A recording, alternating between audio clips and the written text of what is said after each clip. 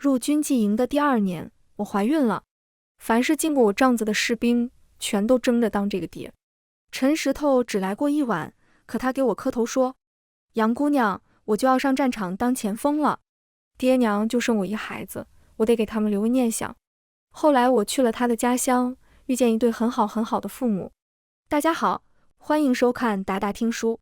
军纪营来了3个新女人，管事让我帮忙给他们梳洗打扮一下。干干净净的新人，得让将军先挑选一番，就像大半年前的我们。可惜那一批3个女人，我、迎之和安代，只有迎之入了将军的眼。入了他的眼，就只需要伺候他一个；入不了他的眼，就是军纪营里来来往往的人。他们3个显然也知道这个规矩，最漂亮的那个悄悄塞给我5个铜板。姐姐，你别嫌少，要是我被将军看上了，肯定补你一个金元宝。请问姐姐，将军可有什么喜好？来这里的都是可怜人，5个铜板已经是他的全部。他一双眼睛紧紧盯着我，就像在盯着一份希望。我从怀里拿出一个红色的香囊给他挂上，低语道：“将军喜红色，这个香囊或许能帮你。”他欢欢喜喜地去了，然后被药晕送进了帐子里。他们3个谁也没被将军选中，选不中就得跟我一样沦为普通军妓。大家接客以前都是大姑娘，谁也不愿做这份营生，头一次都是这般被药晕了，等醒来什么都晚了。有人会寻死，可大部分还是好死不如赖活着。那个叫小春的女子没寻死，她只是落着泪对我说：“大妮姐，我答应你的金元宝没有了。”她不知道那个金元宝是我亲手弄没的。将军不喜红，他最讨厌红，因为那是血的颜色。我不能让他被选上，他选上了，迎之就得来这帐子里。大半年前，我们3个是同路被运送到军营的。我姿色平平，青楼不收，军纪一入籍就在南赎身更改，哪怕我不好看，给的钱也跟青楼差不多。我爹就把我卖到了这里。安代是敌国被俘虏的子民，2国的女俘虏在对方那里向来都是这个待遇。没有兵把他当人，尤其战事不顺的时候，他就是一个出气的靶子。只有迎之不同，他在大户人家长大，是老太太看中的大丫鬟，从前也穿金戴银，差一点就能做府里少爷的姨娘。可最后那一点败了，新夫人连出府的体面都没给他，他被卖到了这里。认识的第1天，他就用仅剩的钱跟官兵换了一大块肉，把肉分给我们道：“相逢就是有缘，咱们相互照应着，只要不死，总有以后。”他不仅没死，到的第1晚，他就成了将军的人，到如今更成了将军身边待得最久的人。以前那些女子3个月一到就会被扔回营帐里，可8个月了，迎之还好好的活在将军的帐篷里。他也的确帮了我们很多。8个月，安代已经被折腾的只剩一口气，就连这口气都是迎之送来的肉和药吊着。我说不清对安代是什么感觉，没有他的国家就不会有军纪，或许我爹也只能把我贱卖到哪户有钱人家做烧火丫鬟。可我认识他的时候，他只是个比我还小还瘦的小丫头，我硬不下心肠看他死。人都有亲疏远近，他们俩就是我在这个地方的亲和近。所以那天迎之来找我，求我帮帮他，我照做了。我把那个香囊拿给了小春，作为回报，我得到了一颗药，那是迎之千辛万苦才拿到的。军纪每10天要喝1次避孕的汤药，迎之说吃了这颗药，避孕的药就不管用了。军纪不准怀孕，可若喝着药都能怀，那就是上天有好生意得，便不能打了。只要有兵刃，就放急让有孕的军纪回这个兵的老家，做他的婆娘，把孩子生下来。军纪这个行当，不是像我爹那种完全狠毒的父母，或者家里犯了大罪和俘虏，正常很难找到人。难找也就意味着脱籍难，哪怕有钱也难赎身。但传闻3年前，有一个军纪就是因为怀孕成功的离开了这里。迎之激动地抓着我的手，我们3个总要有一个离开这鬼地方。到时候我把攒的钱都给你，你去一个没人认识你的地方，置田买屋养个胖娃娃，也替我跟安代果一过平常人的人生。3个月后，军医摸着我的脉，把了又把才告诉我：“杨大妮，恭喜你，你有身孕了。”他说这话时，我们就在医帐里，一瞬间，那些躺着的伤兵全都沸腾了。有娃娃了！你是哪号床的婊子？说不定老子还睡过，是老子的种。我看着像6号床的，我上个月刚去过，肯定是我的。大妮，是我啊，老刘，我经常去找你，这孩子你认给我吧。没人嫌这个孩子晦气。军营就是今日见到还是整的，明日也许就没了胳膊没了腿，或者躺下成了一具尸。家里有孩子的就算了，多的是兵无儿无女就来参军，如果死在战场上有一个跟他姓的孩子，逢年过节给他烧点纸也是好的。刚来那1个月，我恨这里每一个人，恨得想找包耗子要毒死所有人。可后来恨着恨着，不用我干什么，有些人就再也回不来了。好一点的后山一个坑，不好的连尸体在哪儿都不知道。慢慢的也就麻木了，不知道该恨谁了。第2天来找我的人就更多了。管事帮我隔了个单帐篷，门口少说10来个人，提着菜，提着鱼，甚至提着猪头来的都有。大家的眼睛都贪婪地看着我的肚子。只有一个叫陈石头的兵什么都没带，他等人都走了，才跪下朝我磕头道：杨姑娘，我就要上战场当前锋了。我家就剩我一个孩子，我得给我爹娘留个念想。求你了，把这个孩子给我吧。我今天空手来，是不想乱花钱，我要把钱都留着，连我的抚恤金一起留给你和孩子。我记得他是唯一一个上了我的床却没睡过我的人。那是2个月前，他被选中进了前锋营。前锋就是第1排的兵，用老兵的话，10个能活2个就算大胜了。他们有最好的伙食，最烈的酒和死后最高的抚恤金，但他们也必须打离死亡最近的仗。那天陈石头喝得醉醺醺的进来，抱着我摸了又摸，摸到最后他自己哭了。我才17，我还没娶老婆，我连女人什么样都不知道。我心一软，抱着他哄道：别哭了，今晚你就能知道了。他看着我，不好意思地红了脸：姑娘，对不起，我刚刚摸了你，我就是太好奇了。你放心，我啥也不干了，再干下去，我爹娘该抽我了。你睡吧，等你睡着了我就走。他父母把他教得真好，好到我再也没在军纪营见过他第2次。这样的人，我不希望他做我孩子的爹。我早就想好了，我的丈夫必须是个死人。如果他活着，将来打仗结束回了家，他未必还愿意要一个出身不明的孩子和我这种老婆。只有战死的兵最安全。我给他后代香火，他给我名分和户籍。可陈石头还是死了，甚至我连他的尸首都没见到。有个军官拿着一堆东西摊在桌上，他说这些都是这次牺牲的士兵里想要当孩子爹的人留下的，我可以从中选一个。吴大牛，25岁，岑县广山村人，留下银钱并抚恤金37两。何二，15岁，焦山下溪村人，留下银钱并抚恤金32两。陈石头，17岁，安县桃里村人，留下银钱并抚恤金22两。他把东西一堆一堆介绍过去，嘴里喊着那些再也回不来的名字，仿佛这是一件很平常的事情。我听了很久才听到陈石头的名字，他留下的钱有点少，可我还是指着他的那堆说：官爷，就选这个吧，石头这名字听着老实。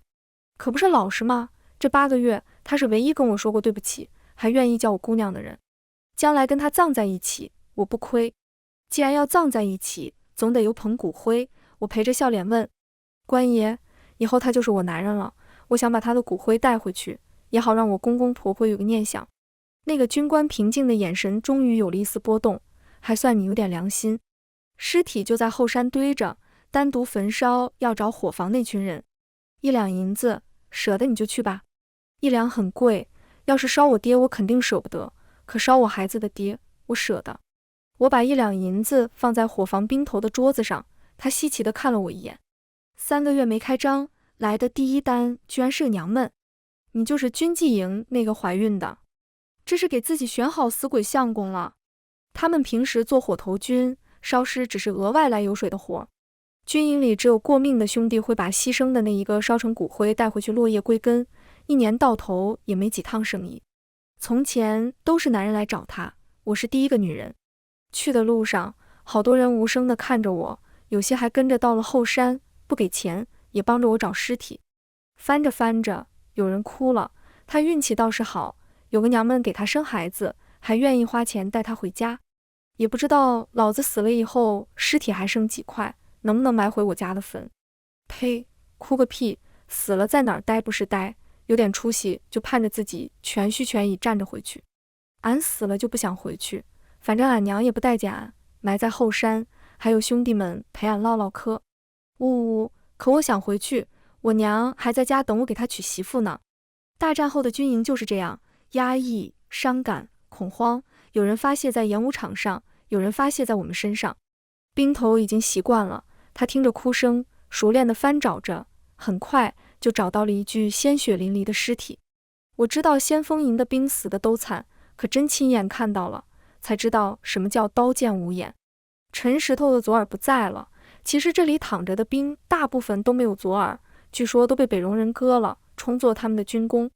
他的左眼也不在了，里面曾经插过一支箭，现在只剩一个洞。右胸、小腿都有这种洞，可让他死的应该是把刀，就捅在他的腹部，留下一条深深的刀痕。兵头把他的脸掰向我，看好了，跟画像上一样，我可没给你找错男人。我点点头，用帕子沾了水，把陈石头的脸洗干净，再给他换上一件干净衣服。营里的盔甲就那么多，死人身上的都会被扒下来，他穿着一件里衣被烧，不体面。身后的啜泣声更大了，有人小声说，以后进帐子我也对那群娘们好一点，还怪有情义。我在心里呸了一口，我对陈石头有情义，是他没碰过我，换成旁人，拿了钱我就走。当兵的惨，难道我们不可怜吗？我要走了，安代也要死了。我给管事塞了100文钱，求他让我把安代带去外面死。安代是俘虏，没有消极这些麻烦事，他掂了掂钱袋子就同意了。我又花几十文钱租了一辆车，安代太虚弱，已经没有力气自己走路了。我们避开中午的日头，难得行走在阳光下，我要带他去桐城的最北边，那里最靠近他的家乡，能让他远眺一眼。春天的风都带着花香，缓解了安代紧皱的眉。他朝我笑道：大妮姐，真好，我要死了。我们停在一处小土坡上，这里已经挖好了坑，是营之安排的，他出不了军营，只能花钱送安代这份最后的礼物。这是离北戎最近的墓地了。安代看着夕阳，最后问了我一个问题：大妮姐，你说打仗是为了什么？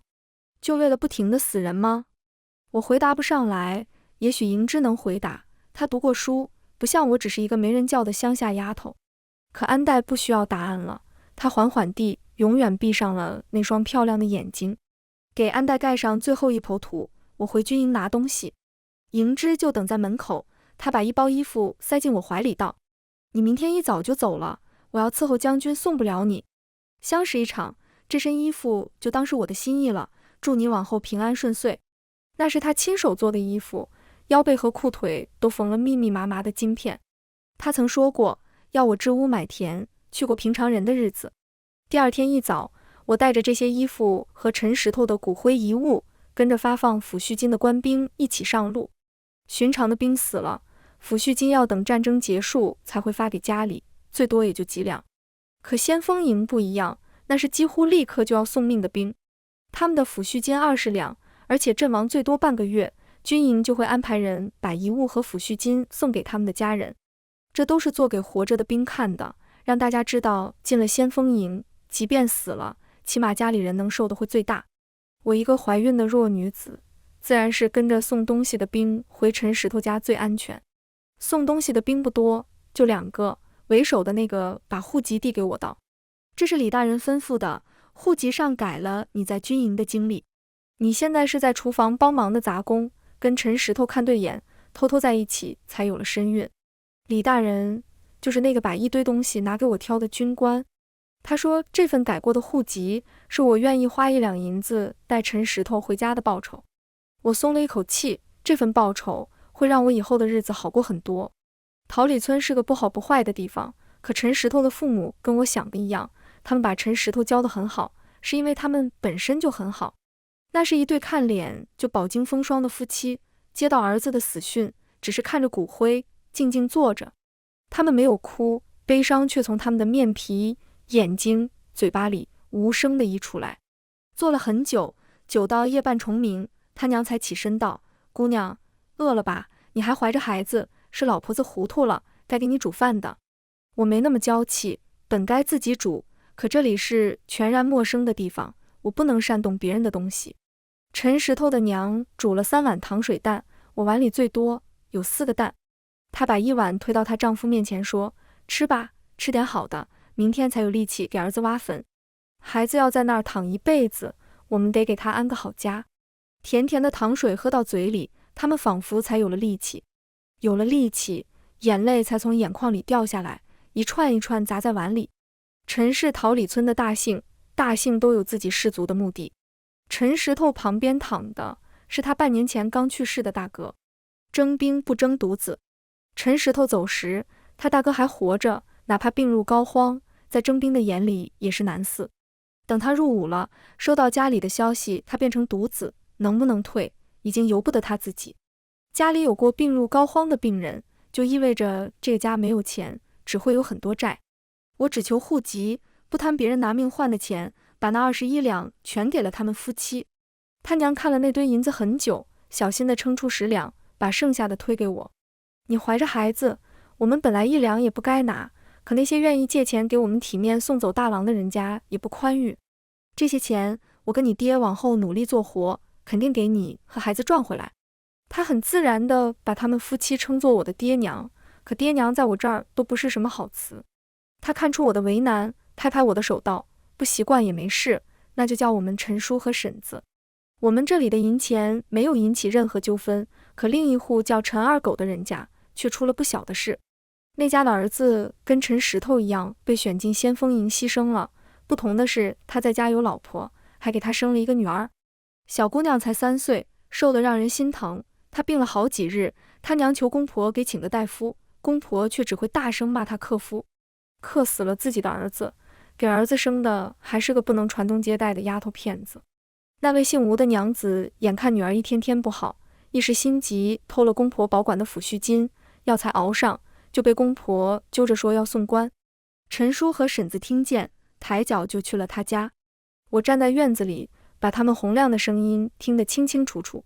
陈二狗，你闹什么闹？还把你儿媳妇送官？我看衙门到时候先打你板子。那是他男人的买命钱，给他闺女看病不是应该的吗？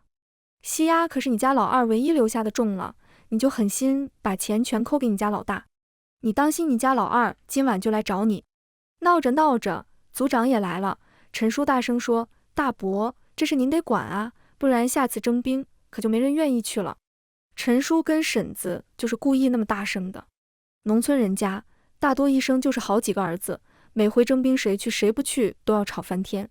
如果自己在战场上送了命，抚恤金全便宜了活着的兄弟，自己的老婆孩子连救命钱都没有，那恐怕父母再逼，下一次也没有人愿意做那个被征走的兵。族长自然懂陈叔在说什么，用足规训了陈二狗一顿，还强制把抚恤金分了吴姐姐一半。事情了结后，婶子看我的眼神更柔和了，她拉着我的手说：“别怕，咱家不这样，以后家里有的就都是你们娘俩的。”我从小没想过什么爱，长大了便贪图所有的暖，一点点也好。营之待我最好，陈石头给的一点尊重也叫我欢喜，可从来没有长辈对我这么柔和过，这份柔和叫我翻来覆去的睡不着。睁眼到半夜，我听见堂屋里有了悉悉索索的动静，婶子他们似乎在找什么，找了一会儿，婶子才对陈叔说：“找到了，这包耗子要你拿去丢了吧，咱2个老的还不能死，这要是死了，他们孤儿寡母的可怎么过？好，我现在就拿去埋了，可不能让大妮不小心碰到，万一她当吃食吃了，那就造孽了。”陈石头求我求得没错，如果我不来，这对好人是真打算去找2个儿子了。我摸了摸尚且平坦的肚子，第一次对这个孩子生了好奇。初时我只把他当作逃离军营的工具，可现在他还未出生就已经救了3条人命。他的来处是我的噩梦，但他好像并不让我难受。盯着我肚子的人变多了。陈二狗家那一闹，很多人知道了，这种特意送回来的抚恤金足足有20两，他们都盼着我肚子里的是女儿，那样他们就能去劝陈叔和婶子过继一个同族的孩子，继承那20两银子。肚子一天一天变大，我也说不好希望他是男是女，但2位老人脸上的笑容实打实的越来越多。生那天我从下午疼到晚上，婶子找了稳婆，孩子一出来，稳婆就可怜地看了我一眼，不敢笑得太大，对他们说：恭喜恭喜，喜得千金，也是天丁进口了。我抬眼去看陈叔婶子，他们没有失望，只是欢喜地抱过婴儿道，小脸皱巴巴的，就跟石头刚出生时一个样。有后了，我们石头有后了。婶子把孩子抱低让我看了一眼，瞧，是个健康的女娃娃，我把她抱走了，你吃碗鸡汤饭就赶紧睡吧，生孩子太费力气了。我看着那个丑丑的却软软乎乎哭成一团的小东西，心里有了答案。我要她做我女儿，要她健康平安的长大，要她比我好千百倍的活着。莹之说让我过平常人的人生，我终于开始琢磨，什么叫平常人的人生？大概就是有一对慈爱的父母，长到年岁，嫁一个和顺的丈夫，再生几个满地乱跑的娃娃。现在女儿我有了，陈石头如果活着，应该是个和顺的丈夫。就剩父母了，好在小时候虽然没有，但如今我有了。陈叔婶子很慈爱，对我们母女都是。那些说女娃娃不算后代，上门想要过继的人，全被他们打了出去。陈叔笑着逗弄我女儿，我们山娘多漂亮，才不是那些人的丑儿子可以比的。将来长大招个赘，依旧可以顶我家的门户。他们说从前给陈石头取名石头，是想让儿子像石头一样结实的长大。既然石头不够结实，那就叫我女儿山娘，一座巍峨的山，总能平安到老。我渐渐成为桃李村一个普通的妇人，日出而作，日入而息。在山娘开口叫我娘那天，也改口叫陈叔和婶子爹娘。在他们含泪而笑的面庞下，我有了自己的小家，享受最平凡的人间烟火。我想那8个月在我长长的人生中只占很小的一点，我也该让噩梦从心里走开了。山娘2岁那年，隔壁搬来一个带着女儿的官夫书生，小孩子正长到需要玩伴的年纪，一个看不住就往人家院子里钻。书生叫郑月，他女儿叫郑月婵，比山娘大1岁，也是坐不住的年纪。山娘钻去他家，他也钻来我家，钻的次数多了，两家也就渐渐熟悉。知道他是个秀才，本来在城里教书，为给妻子治病散尽家财，妻子1年前还是走了。他不想再待在伤心地，就选了我们村暂居，在村头办了个私塾，附近几个村子的孩童若想启蒙，都来他这里。本来我没有做他想，即便都是另一半不在了，他一个秀才，在旁人眼里我也是高攀不上的。可那日我看他在院里拿根小棍教月婵和山娘写字，想起莹之，可惜他没时间教我读书识字。头脑一热，我就上前道：郑夫子，您介意多个我这种年纪的学生吗？他微微赞赏地看我，杨娘子操持家务还不忘进学，做老师的怎可放弃好学的学生？以后每日傍晚你带山娘过来，你们一起学。山娘才2岁，能学什么？不过是她跟月婵在院子里玩着，能给我们孤男寡女避个嫌。她不肯收我束修，作为报答，她去教课时，我就多照顾月婵一些。我教孩子只求他明理开心，便比普通母亲多些耐心。他们玩捏泥巴的游戏，我帮他们和泥；他们问多奇怪的问题，我也用心想了答案回他们。有时候天黑一点，月婵就耍赖皮说要跟山娘睡，不肯回去，磨在我身边说：杨姨，你真好闻，娘都这么好闻吗？小姑娘扑闪着大眼睛，里面全是对娘亲的好奇。她娘走得太早，她是羡慕山娘的，山娘也羡慕她，总是偷偷问我：娘，我爹也像郑夫子那么厉害，收很多学生吗？不止2个孩子，爹娘也喜欢郑月。爹年纪大了，耕田的力气活有我帮着也不轻松，可郑月一个读书人，竟也是能下田的。春种秋收的麦子熟了2茬，他就帮我家辛苦了2茬。娘炖了什么好吃的，就算没有我的，都不会忘了给月婵一份。普通人的默契都在过日子的柴米油盐里。山娘5岁那年，有一天正做着饭，娘拉家常一样对我说：石头走了5年，月婵他娘也走了4年，你们都还年轻，守也守够了，郑家没长辈，我跟你爹就托大做个主，我们2家并一家过吧。这2年很多人都给郑月介绍过好女子，娘敢跟我开口，定是先问过她。娘说完的当天，她教书时就送了我一本诗经，正翻到关雎那一页。君子的脸微红，问我愿不愿做他的淑女。我点头了。日暮晨昏3年，我知道自己是喜欢他的，我想过有夫君的日子。我只是犹豫，若成为夫妻那么亲密的人，该不该告诉他我的过往？我还是没说，山娘只能是陈石头的女儿，爹娘是靠着她活下来的，我不能冒一点风险。可我不说，老天爷却时时开始提醒我，天下没有不透风的墙。成亲是喜事，爹娘和正月一定要带我进城去置办东西。我们牵着山娘和月蝉，在人来人往的铺子里逛了一家又一家。逛到布庄的时候，娘看中一件婚服，硬要让我试试。有个妇人进来帮我穿衣，她压低了声音对我说：“娘子从前进过风月行吧？”我诧异地抬头看她，她却笑道：“别担心，我不会告诉你相公，只是想跟娘子说一句，若以后有难处，我这里有个活计可以给娘子做。”她拿出一个造型怪异的玉，介绍道：“这叫角先生，想必娘子以前见过，都是让房事更有乐趣的东西。若以后娘子需要银钱，可以来找我，我这里缺敢捣鼓这种器物的人。”他大约以为我出身青楼见过这东西，可他错了，军纪营用不起玉做的东西，但看形状像男人的下面，我的确能猜到做什么用。可我更忐忑另一件事，我问他：“你是怎么知道我就敢捣鼓的？”他边帮我换衣边答道：“刚刚逛街，我跟娘子同路了一段，路过青楼，就连娘子的婆婆都避开了眼，可娘子一点轻视都没有，平常的走了过去。我也出身那里，自然懂娘子的眼神。”他坦荡地承认自己的出身，衣服也换好了，最后一句只跟我说：“我祝娘子婚事美满，可若有一日没瞒住，你就会知道世人的眼睛于我们而言就是刀。若你被那些刀逼得没办法了，记得这里还有份活计等着你。”陌生人轻易看穿了我的过往，就连熟人也重新遇到。小春来了，他跟着村上一个叫赵田的伤兵回家，做了他的婆娘。他见我时，拉着我的手谢了又谢：“大妮姐，你不知道，就因为你把陈石头的骨灰带回家，咱帐子里剩下的人日子都好过了一点。这次放集，莹之姐还帮我们所有人跟将军求情，我们现在集书上写的过往也是厨房杂役了。跟北荣的仗，我们胜了，惨胜，就看整个桃李村只回来赵田一个活着的兵就知道。村里到处都在烧纸，哭声一夜一夜的不停，家家墓地里都多了一个衣冠坟。这样的氛围，我不适合立刻成亲，小春作为活人的家属也不适合到处走动。他也不想走动，他还是怕的，怕别人知道那些过往，只有我这个熟悉的人能让他安心。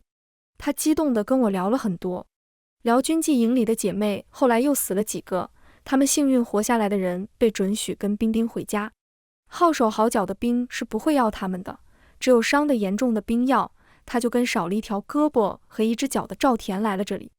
我问他：“莹之呢？莹之去了哪里？”他感慨地叹道：“莹之姐可不用你操心。后来也有人进过将军帐子，1-2个月就被踢来我们这里了，只有莹之姐一直留着。她怀孕了，将军都要带她回京城正经纳妾呢。回京城，那是莹之的梦，她实现了，真替她开心。”小春也开心，她笑着对我说：“莹之姐进了将军府，你也要嫁给一个秀才，你们过得越好，我越安心。你连秀才都配得上，赵田也不能嫌弃我。”他说这话时的祝福是真心的，可他拆穿我时的愤怒也是真心的。那天正月请了一个媒婆上门提亲，娘事先准备了我的八字，2张红红的庚帖就要交换的时刻，小春气红了双眼跑进来，他指着我大声道：“郑夫子，你知道他从前是什么人吗？他是个军纪营里爬出来的婊子，你还要娶她吗？”爹娘捂了山娘和月蝉的耳朵，就把他们往里屋里送。郑月护在我身前怒道：“女子名节何等重要，杨娘子视你为友，你怎可如此污蔑她？”小春嗤笑了一声：“污蔑？我和我家赵田都是人证，往南走5天的下西村也有赵田的战友能作证，你问问杨大妮，她敢去对质吗？”他说的如此具体，郑月回头求证地看我，我低了头，他便都懂了。他的眼神充满了不可置信和愤怒，可门口站满了看热闹的人，他不能抛下我，他依旧直直地站在我身前维护道：“杨娘子的籍书我看过，上面明明白白写着她是入过贱籍，可只是厨房杂役。朝廷的文书难道不比你一张嘴可信吗？那些已经相处了几年，进出会打招呼，平常遇到难事会搭把手的乡亲看着这场闹剧，急不可耐地窃窃私语开。赵田家的说的有鼻子有眼，怕不是真的吧？难说，我以前就奇怪，军营里咋连洗菜都专门买人，不是有火头军吗？哎，你们说山娘真是陈石头的种吗？要不是我把我家老二过继给他家啊？不对啊，如果陈石头家那个集书是假的，那赵田家也是厨房杂役，不会也是假的吧？小春听着那些话，终于意识到他跟我是同一种处境，慌了神，不再跟郑月辩驳，掉头就往家跑。他跑了，可那些流言不会散，爹走出来驱散了门口那群人，娘把2个小的哄在房间里。郑月转身，目光灼灼地看我，大妮，我需要一个解释。爹没说话，可他看我的眼神是一个意思，他和娘也需要一个解释。我浑身的血液都被冻住了，知道再瞒不下去，他们有嘴可以去下西村问。颓唐地坐下，我把那些想遗忘的日子吐了出来。听完，郑月笔直地背弯了，他进屋抱起月蝉，一言不发地走了。爹把娘带回屋，屋里是压抑的呜咽声。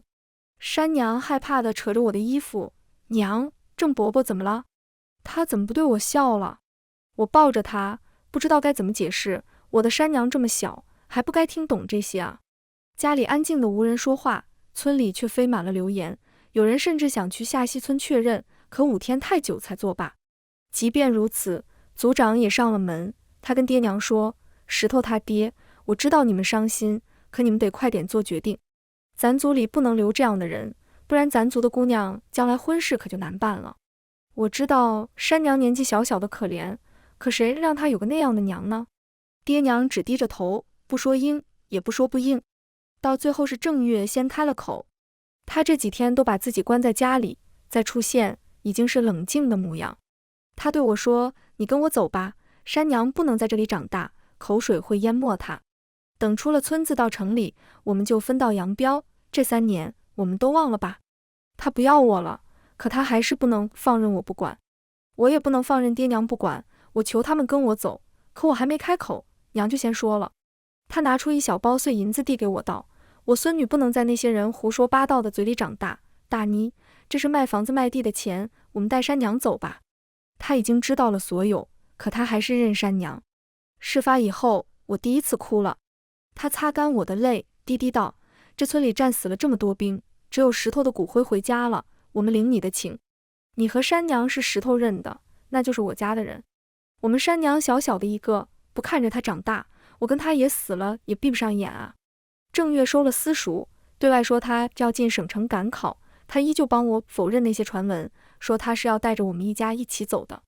走以前，小春最后来找了我一次，她的日子也不好过，可她依旧挺直了脊梁跟我说，我来是要告诉你，我会发疯，是那天跟赵田闲聊，他说他们将军最讨厌红色，也许没有那个红色香囊将军也不会选我，也许选了过2个月我也会被踢出来，可那不代表你可以从一开始就拿走我的希望。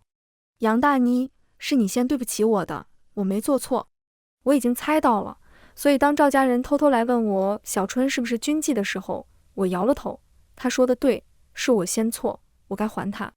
小孩子在家居不了几天，为了怕他们听到那些难听话，我们简单收拾了2天就出发了。从村子到城门口短短的2个时辰，郑月没有跟我说一句话。临分别前，我问他，你是更恼我骗你，还是更不能接受我的遭遇？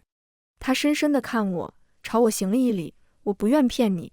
杨娘子，若你骗我旁的事，也许我尚可原谅，可这种过往，对不起，我只是个普通男子，纵使在明白你有你的不得已，我也接受不了。他不是普通男子，他已经是我能遇到最好的男人。即便到今天这个地步，他也不曾污言秽语对我，没有责骂过我一句，甚至临了也没有把责任全推给我，承认我的不得已。可就是这样的男人，还是不能接受我。我终于明白，那8个月虽然只是短短的8个月，却早绝了我去过平凡的一生。可这一生我都不允许我自己去指责自己，说那段过往我错了，世事对我已经如此残忍，若连我都厌弃我，我要如何活下去？我没有错，错的是把我推入过那般境地的父母和世道。得到答案，我释怀道，郑夫子，很抱歉隐瞒了你，那么这一别，我们此生不再见了。正月走了，爹娘牵着山娘，问我接下来去哪里。我还没回答，就发现身后跟了2个尾巴。那位夫君跟陈石头一起牺牲在前锋营，抚恤金还被公婆克扣的吴娘子，带着她8岁的女儿，悄悄跟了我们一路。我问她跟着我们干什么，她跪下就给我磕头道：杨妹妹，你要离开村子谋生路，带上我们吧，我什么活都肯干，只要你给我们娘俩一口饭吃。我按住她还想磕的头，跟她分析道：我的名声你也……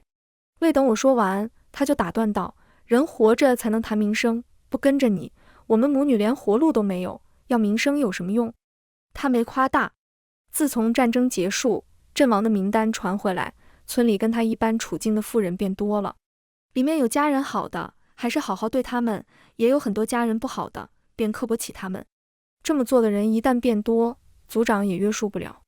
吴娘子的公婆记恨她当时闹出事，趁机对他们更差，那点抚恤金过了5年本就不剩多少，还全被抢走了。山娘有时也跟她女儿戏丫玩，我便偷偷接济过他们很多顿饭。吴娘子是个很老实本分的人，记救过第1次，那索性救到底。我大手一挥：好，既然你信我，那就一起走，我总不会让你们饿死。娘看着他们母子可怜的样子，也没有反对，只再一次问道：就算走，也得有个方向，我们以后怎么谋生？桃李村的那些口舌让我想通了，我的情况比青楼女子还不如。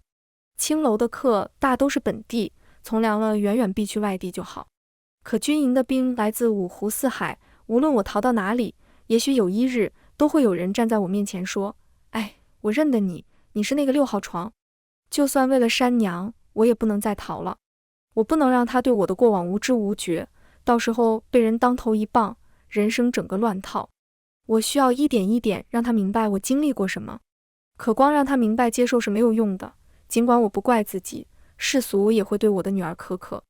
刚刚我对正月的道歉真心诚意，是我从前天真，忘了这也会影响月产。莹之说过，如果出身低微，那就去求钱合权，有了其中一样，世上起码1多半的人不敢再看轻你。我要留给山娘很多钱，既然无法平凡，那就住在漂亮宽大的房子里，让那些平凡人想骂也骂不到。租赁房子安顿好其他人，我去那家不装找了曾说要给我活计的那个妇人。其他营生只要我的经历被翻出来，我就要面临指责和困难，只有这份活，他不需要那些所谓的干净。那位妇人见到我并不惊讶，可仍然叹息道：其实我不希望你来找我，但我也知道你11、8、9要来找我。他姓冯，手下的人都叫他冯掌柜，不装不是他的生意，不装后面那间小小的鞋店才是。明面上那是专门给大户人家的嬷嬷做鞋的店，可实际上他却是卖那些器具。嬷嬷们替女主子把要求写在纸条上，冯掌柜按要求把器具准备好，下一次塞在鞋子里，让他们一起带回去，柜台上留下的就会是2分钱。我不解道：只做女子生意，不做男人的吗？冯掌柜笑了笑：你还是对这世道了解太少。连读书人都说食色性也，男人想消遣，秦楼楚馆多的是地方，那些地方的器物更是一应俱全。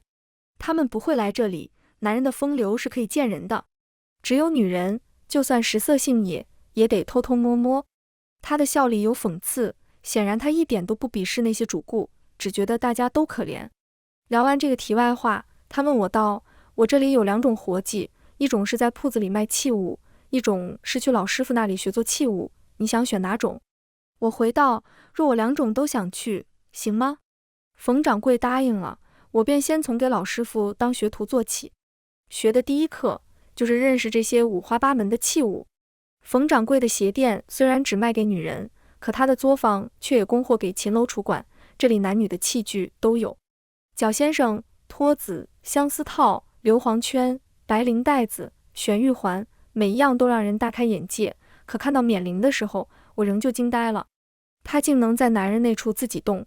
一瞬间，我想起了很多事，激动地问师傅：他既然能自己动，那是不是也能让男人不再找女人，把他当女人使？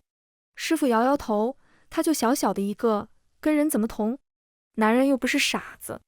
我不死心道：那就不能做个跟人一样大的器物来代替女人吗？师傅笑了：我做这行反正没见过，你要有能耐，等出师了你自己做。他似乎在笑话我，可我的确生了做一做的心思。既然想要自己做一个新东西，就得认真学老东西。我比任何一个学徒学的都用心。1年后，我已经从做器物到卖器物都成了熟手。可我发现一个问题，这一行无论是赚男人钱还是女人钱，都只赚有钱人的钱。冯掌柜耐心教我，自然是赚有钱人的钱，不说普通百姓舍不舍得花大价钱来买，就算舍得，那他们也得先知道有这东西。的确是这样，这些器物为了触感，几乎都是用玉和金桃做的，价格不菲。有钱人家里代代有人用，女儿的陪嫁里都会陪洞房8件套，所以他们都知道这东西。普通人买不起，也不知道。可有钱人再有钱，那也没有千千万万普通人加起来钱多。商人赚钱，不就该往钱更多的地方去吗？在作坊和城里跑了一段时间，我渐渐有了主意，拿着银枝当初留给我的金子，我找上了冯掌柜。他瞟了我一眼，你想入股？我摇摇头，不，我是想邀请你入股。冯姐姐，我们谈笔买卖吧。你现有的店铺我不要，我只要你的作坊按我的要求生产，给我供货。同时，你背后的那座靠山也给我靠一靠。赚了钱，我分你50%利。这是偏门，冯掌柜能安安稳稳做这么多年，必有他的门道，我想借用。而且他是个好人，那日他叫住我，就是想给跟他同样境遇的人多一个选择。他的店里不止我一个命运坎坷的人。冯掌柜笑了，50%利，你倒是大方，可不要我的店，你打算怎么卖呢？我嘿嘿笑道，保密，您且等着瞧吧，我保准不抢您的客，我卖给另外一批人。冯掌柜说过食色性也，可他也只看到高门大户里的色，他或者这行倒没想过，普通人也是人，也有色。就像青楼，普通男人去不起，可他们会去找暗娼。我也去找暗娼，我先敲响的是一个妇人的门，她叫巧姑，是个有趣的暗娼。旁人做这行遮遮掩掩，恨不得不敢走在大白天，可她天生一张巧嘴，偏爱到处晃荡。这张嘴能哄男人，她年近30了，还是有客人。这张嘴也能哄女人，满城有多少暗娼，恐怕她比捕快还清楚。我带着器具上门，她看着那些形状各异的东西，调笑道：小娘子这是想让我买东西？那你可找错人了，姐姐我要是有钱买这些，还用干这个吗？她的院子小小的，有2间房，最里面那间隐隐传出咳声，我知道那是她生病的儿子。我也笑道：巧姑姐姐，你想赚钱吗？我把这批货放在你这儿，不收你1分钱，等你卖出去了，你再给我钱。只要你卖1份，我就给你2文钱。他的眼睛微微睁大，变了语调，当真？卖1份你就给我2文钱？我点点头，当真，你还可以找其他人一起卖，我不管你们怎么分，反正1份我给你2文。暗娼接待的都是3教9流，接一个也只能赚10几20文钱，2文积少成多，对他们是不小的进项。我给他们的货不是冯掌柜店里那些精细玩意儿，而是改良了，用粗陶做，成本只有原来的1成，售价自然也只有原本的1成。愿意花钱找暗娼的男人，正好付得起这个价钱。不过3个月，巧姑交过来的订单就让作坊的师傅学徒都忙得冒了烟。男人们喝酒吹牛，最爱聊这些，有1个人用过，就会有3个人心动，可大部分人是不敢去找暗娼的，他们只能抓着脑袋，又好奇又着急。我知道我开店的时机到了，作坊的老师傅却对着我直作揖：杨娘子，杨老板，我知道你厉害，可这订单再来，全方就是不吃饭不睡觉也赶不出来啊。我胸有成竹道：有钱赚还怕找不到人？你等着，我立马给你招学徒。我把全城的暗娼都收了，一部分送去作坊做工，一部分送去冯掌柜那里培训，培训好就去做我新店的柜台娘子，负责卖器具。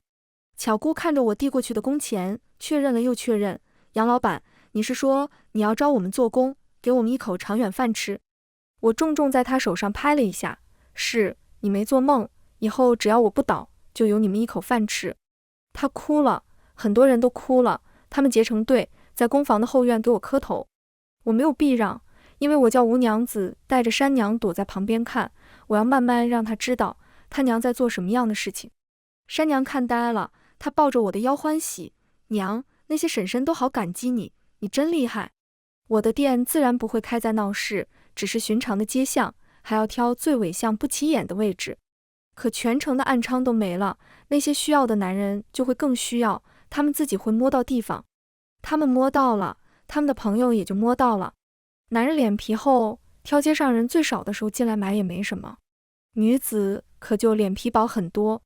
高门大户里有长久不得丈夫喜爱，或者守节守寡的女子需要，民间数量也不少。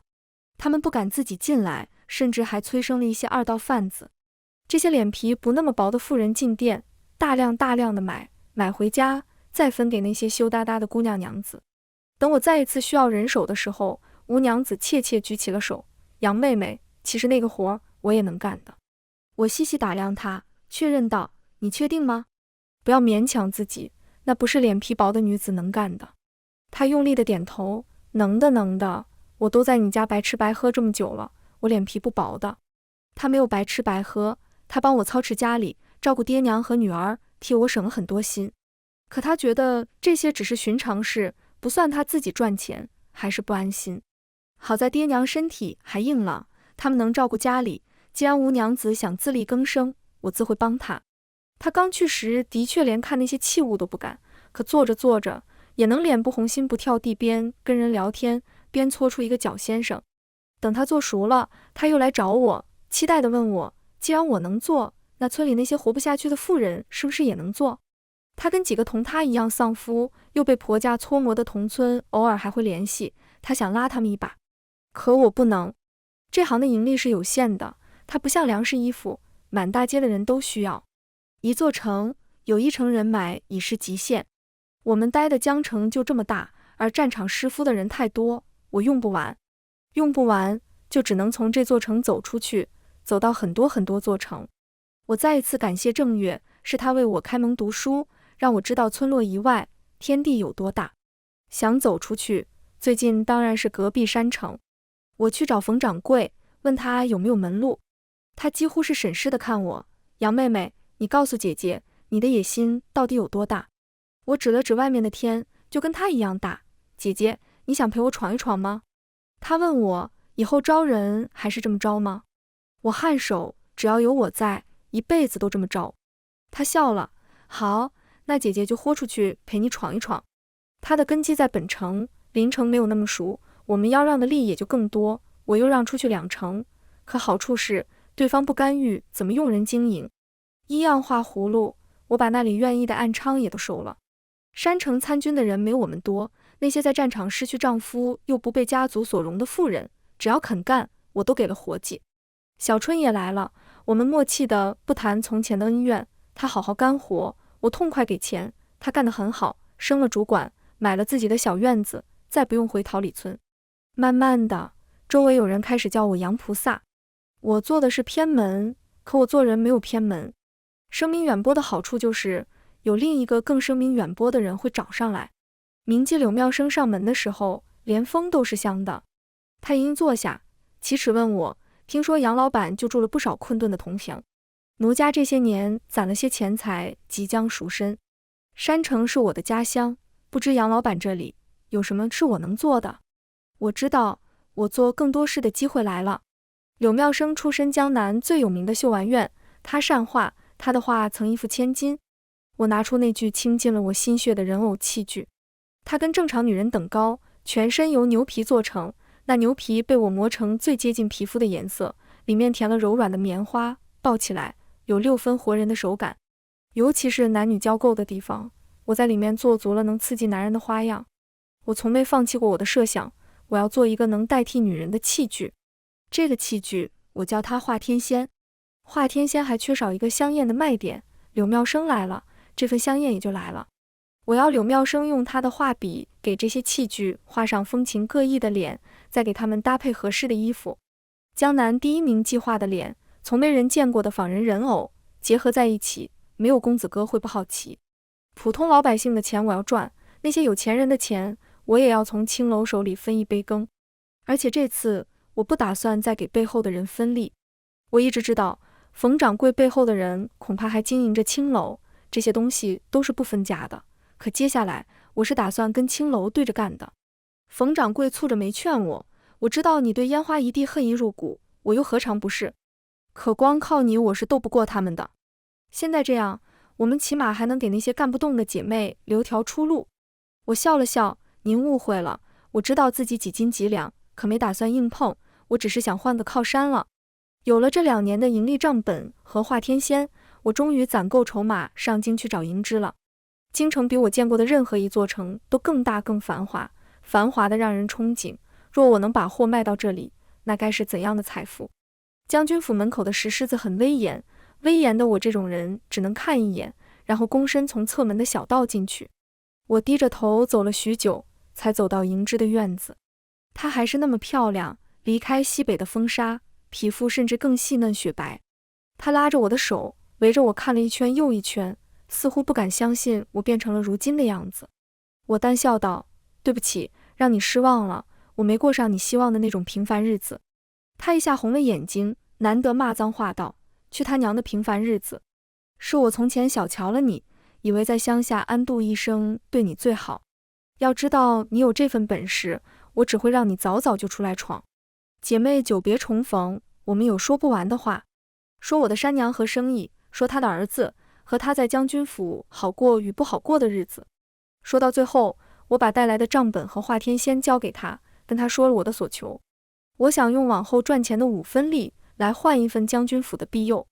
银枝仔细翻了账册，用力地抱住我：大妮，你真给我长脸，你做的这样好，将来做大了，也是我在将军面前的脸面，是我的依仗。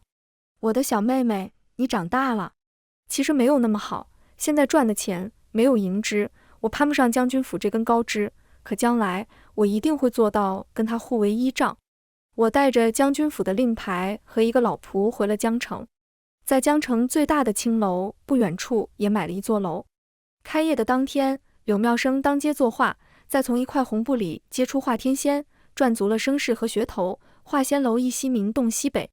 起初那些青楼觉得没什么，我又不卖活人，抢不了他们多少生意。可我开始从源头跟他们抢女孩，他们买人花多少钱，我就花多少钱。女孩子卖去他们那里是被糟蹋，卖来我这里却只是做工学画而已。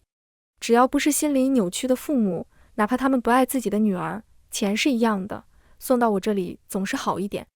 从前我做的是把已经滚过泥塘的拉上来，或者把在泥塘里滚不下去的安置好。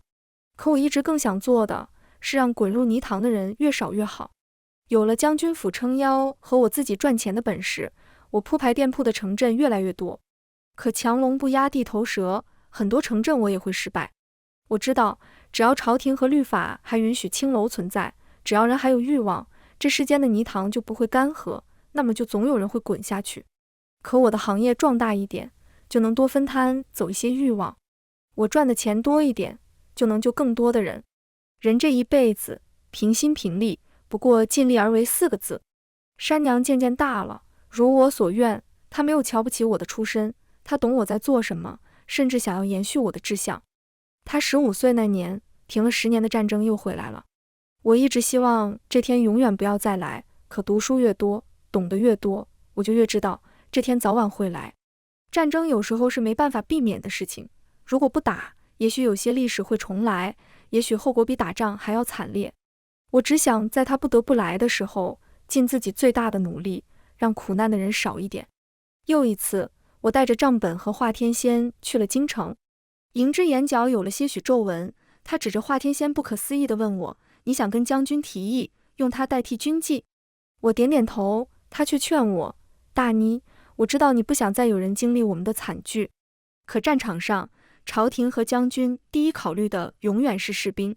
人偶到底不是人，他们不会愿意为了区区几百个女子不受害，就把更能鼓舞士气的军纪换成人偶。我自然知道这件事不可能靠同情就办成，要办成就必须是利益。我把早就准备好的手书递给他，上面写满了这些年我一点一点琢磨出来能说服朝廷的理由。其一，大部分军纪是要花钱买的，军营还得给他们饭吃，我的华天仙却只打算收成本价，便宜很多。其二，华天仙不是人，不需要管理，军营能采购的数量就多，可以缓解更多士兵。其三，华天仙的材质是猪皮或牛皮，里面填充的是棉花，物资困难的时候，他们就可以充当物资用。其次，也是最重要的一点，军纪会生病，还是会传染的病。往往军医发现的时候，很多士兵已经染上了。花柳病最是难治，会死人。用化天仙代替活人，就能最大程度避免士兵染病，保留兵力。迎之看过手书，沉默了很久，他说：傻大妮，这手书写得很好，可你要知道，若是出问题，将军一定会追究你。我怕我递上去，就是在要你的命。我起身，坐到他的腿边，像从前那条路上一样，蹭在他的身旁，轻笑着问他：迎之姐，如果时光能回头，当年那条通往军营的路上，你祈求过有人来救我们吗？我祈求过，所以我要做那个人。如果你也祈求过，就帮帮我吧。他低头灼灼地看我，眼里有泪，然后伸手说：拿来吧，你这么聪明，肯定想到了花钱保命。我嘿嘿一笑，把账本递了过去。我早就想好了，你把这个给将军看。这上面属于我的盈利，我把60%都捐给朝廷当军费。他点了点我：你呀，有钱也不知道给山娘多留点，就不怕她怨你？我的山娘才不会，我们已经有很多很多钱了，就算家里4口人天天吃黄金，都够吃到天荒地老。那么钱对我们来说，就只是账面上的一些数字，不如拿去做更有意义的事情。我捐军费，固然是想为自己买一份保障，为那些可怜女子多争取一丝机会，可我也是真心希望这些钱能铸更锋利的剑，做更坚固的盔甲，让士兵们活着的机会越大越好。不管男人还是女人，在战场上都太渺小，我只愿此战速胜，清平不远。我成功了，将军答应我所请，要给朝廷上书。他第一次见了我们这种门客，从前只能见将军府的主管。那是个满脸坚毅的中年男子，他比迎之大10岁，久经沙场，气势逼人。他只淡淡看了我一眼，沉声道：你不错，迎之没交错朋友。迎之此次依旧跟我随军，军纪营的事我会交给他打理，你也回去准备着吧。说完，他就挥手让我退下了。我诧异地去找迎之求证，战场凶险，将军从不带家眷从军，才有了你的机会，你怎地都成了家眷还要去？他嗔怪地看了我一眼，你也知道会给别人机会啊，将军府都10几年没进过新人了，要是再来一个，我都年老色衰了，可争不过。还多亏了你，我才有借口说要随军。我知道那不是借口，迎之是个多怕累又多怕疼的人，我最知道，他拼了命的想回京城，就是要舒舒服服的过一生。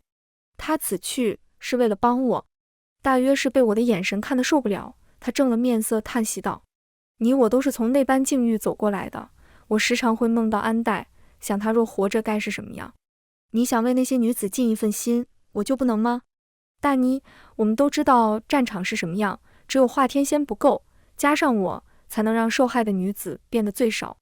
别墨迹了，快回西北去准备你的货和钱吧。回去的路上，我不要命的骑马飞奔，只求把东西早一点交给将军府。钱即将没有了，可我的心是热的。世事悠长，人生的磨难层出不穷，可这一路上有迎之，有冯掌柜，有柳妙生，还会有更多人与我同行。此生不亏。全文完，达达听书感谢您的观看，我们下个故事再见。